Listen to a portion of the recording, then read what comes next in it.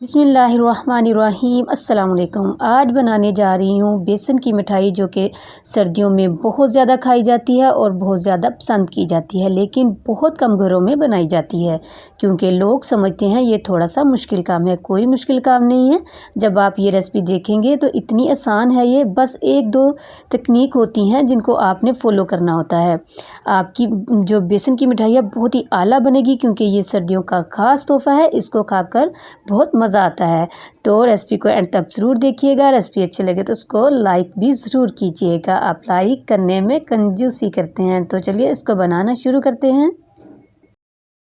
बिस्मिल्लाहिर्रहमानिर्रहीम। तो यहाँ पे मैंने एक कढ़ाई ले लिया और इसमें मैं डाल रही हूँ 1 पाव घी, जो कि कप में देखें तो कप भरकर है और अगर ग्राम में देखें तो 250 ग्राम है। ये जैसे ही पिघल जाए तो हम इसमें डाल देंगे 1 पाव बेसन का 250 ग्राम। ठीक है। तो यहाँ पे 1 पाव बेसन की आज मैं आपको रेसिपी दे रही हूँ। तो अगर आप इसको ज़्यादा बनाना चाहें तो इसी तरीके, ये बहुत आसान रेसिपी है। सिर्फ 4 चीज़ों से ये रेसिपी तैयार हो जाती है और बहुत मज़े की बनती है। कुछ भी इसमें मुश्किल नहीं है। तो जैसे ही घी गर्म हो जाए तो आपने इसमें बेसन डाल देना है और फ्लेम का जो है वो आपने ख़ास ख्याल रखना है। इसमें मीडियम लो फ्लेम पे ही हम इसका ये सारा काम करेंगे। फ्लेम ज़रा भी आपने बढ़ाकर और इसको जल्दी करने की कोशिश की तो क्या है कि बेसन जो है वो जल्दी से कलर पकड़ लेगा, लेकिन कच्चा कच्चा फ्लेवर देगा। तो यहाँ पे ये देखें, यहाँ जैसे ही हम इसको मिक्स करेंगे तो पहले ये इस तरीके से हो जाएगा मिक्स, जैसे आपको लगेगा सख्त सख्त। उसके बाद जो है ये आहिस्ता आहिस्ता पिघलता जाएगा क्योंकि ये भुनाई की तरफ आ जाएगा। तो आप देखेंगे फिर जो घी है वो अलग होना शुरू हो जाएगा और बेसन अलग, मतलब बिल्कुल घी जो है इसमें वो पानी की तरह लगना शुरू हो जाएगा। तो यहाँ पे आप समझ लें कि आपकी जो है वो भुनाई जो है वो अच्छे से हो गई और बहुत ही भीनी भीनी प्यारी सी खुशबू भी आना शुरू हो जाएगी। तो ये मुसलसल चम्मच चलाते हुए आपने इसकी भुनाई करनी है। तो यहाँ पे ये देखें, इसकी आप देख सकते हैं कि जो इसका ऑयल घी हमने डाला था ना वो अलग होना शुरू हो गया, बिल्कुल पतला पानी की तरह। अच्छा, अब दूसरा काम है, यहाँ पे 3 अंडे ले लिए हैं और जैसे कि मैंने आपको बताया कि 1 पाव चीनी और 1 पाव मैंने घी लिया, 1 पाव मैंने बेसन लिया, तो उस हिसाब से इसमें 3 अंडे जाएंगे। ठीक है। अगर आप आधा किलो लेते हैं तो 6 अंडे जाएंगे। तो उसमें मैंने जो चीनी है 1 पाव जानी थी, लेकिन ये कि हम थोड़ा मीठा जो है वो मुनासिब इस्तेमाल करते हैं तो हम इसमें डालेंगे थोड़ी सी कम, जैसे कि आप 230 ग्राम इसमें डालें, 20 ग्राम कम कर दें तो ये परफेक्ट मीठा होगा। अच्छा, अब इस आगे जो तकनीक मैं आपको बता रही थी कि जो आपने फ़ॉलो करनी है वो ऐसे है कि जैसे हमने उतनी देर में ये अंडे और चीनी को अच्छे से मिक्स कर लिया। चीनी बिल्कुल दाना जो है उसमें आपने अच्छे से मिक्स कर लेना। ठीक है, अंडों में। तो उधर से दूसरी साइड पे हमने बेसन को जो है, जैसे ही हमारा बेसन की अच्छी बुनाई हो जाए तो फ्लेम को ऑफ करके बेसन को हमने बिल्कुल ठंडा कर लेना है। ठीक है, बिल्कुल ठंडा हो जाना चाहिए बेसन। फिर ही आपने ये अंडों का मिक्सचर इसमें डालकर इसको इस तरह मीडियम लो फ्लेम पर आपने पकाना शुरू करना है। ठीक है।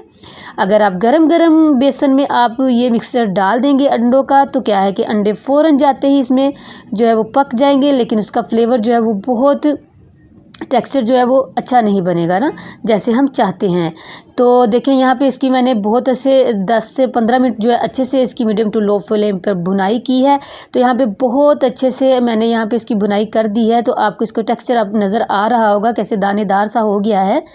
तो यहाँ पे ये देख लें, इसकी बुनाई जब तक कि बर्तन को छोड़े ना ये बेसन और अंडे का मिक्सचर, तब तक आपने इसकी बुनाई करते जानी है। तो यहाँ पे इसका जो टेक्सचर है वो आप चेक कर लें, इस तरीके का दानेदार सा हो जाए तो समझ लें कि आपका हलवा जो ये आपने मिठाई रेडी की है बेसन की वो बिल्कुल अच्छे से रेडी हो जाए। लास्ट में मैंने इसमें 5 से 6 अदद इलायची थी, उसके दाने पीस के वो भी अच्छे फ्लेवर के लिए डाल दी, अच्छी खुशबू के लिए। फिर कोई ट्रे ले लें, मैंने इसके नीचे बटर पेपर लगा दिया था। वैसे अगर आपके पास कोई और ट्रे अब ना भी लगाएं तो क्योंकि इसमें खुद भी जो है घी होता है तो भी ठीक है, लेकिन ये कि मैंने लगा लिया था। अब इसके अंदर ऊपर जो है मैं गिरी और बादाम का जो है वो इसमें ब्रिक ब्रिक कटिंग करके मैं इसके ऊपर ये गार्निश कर रही हूँ। आप चाहें तो लास्ट में भी ड्राई फ्रूट डाल सकते हैं जो आपको पसंद हो, और ऊपर भी आप ज़रूरी नहीं है कि आपने यही डालने हैं, आप इसको ऊपर भी अपनी पसंद के ड्राई फ्रूट्स डाल सकते हैं। उसके बाद इसको अच्छे से प्रेस कर देंगे। प्रेस करने के बाद इसको तकरीबन 20 से 25 मिनट बाद मैंने जो इस तरीके से इसकी कटिंग कर दी, अच्छे से ये सेट हो गया था। आप चाहें तो 10-15 मिनट बाद भी इसकी कटिंग कर सकते हैं, वो ऐसा कोई मसला नहीं है। माशाल्लाह ये बहुत ज़्यादा टेस्टी बनती है। जैसे ये सर्दियाँ छोटी छोटी भूख लगती रहती है, कुछ ना कुछ खाने को तो जी करता ही रहता है। ये इतनी टेस्टी बनती है कि अगर कोई डाइट भी कर रहा है ना तो वो भी नहीं रह पाएगा, वो भी इसको ज़रूर खाएगा, इतनी ये टेस्टी बनती है। आप इसको ज़रूर बिल्कुल इसी तरीके से फॉलो कीजिएगा। इसी तकनीक से याद रखना है कि गर्म बेसन में आपने अंडे और चीनी का मिक्सचर नहीं डालना। जैसे ही आपने बेसन की बुनाई कर लेनी है और वो जब ठंडा हो जाए, इसको ठंडा कर लेना, उसके बाद आपने ये अंडे और जो चीनी का मिक्सचर है वो इसमें डालकर आपने इसको फिर से पकाना शुरू करना है। और जब तक वो अच्छे से उसमें जो है उसका दानेदार मिक्सचर ना हो जाए और वो जो बेसन है बर्तन को छोड़ना शुरू कर दे, तब तक आपने इसकी बुनाई करनी है, ठीक है। तो इस तरीके से देखें माशाल्लाह हमारी ये कितनी ज़बरदस्त किस्म की 4 चीज़ों से हमारी बेसन की बर्फ़ी जो वो रेडी हो चुकी है। तो बहुत ही टेस्टी बनी थी। इसको ज़रूर इसी तरीके से आप फॉलो कीजिए और इसको इंजॉय करें। फिर भी आपको किसी बात की अगर समझ नहीं आई हो तो आप कमेंट में ज़रूर मुझे पूछ सकते हैं, मैं आपका रिप्लाई ज़रूर करूँगी। तो इसी के साथ मैं इजाज़त चाहती हूँ। दुआओं में याद रखिएगा अपना और अपनों का बहुत बहुत ख्याल रखिएगा। अल्लाह हाफिज़।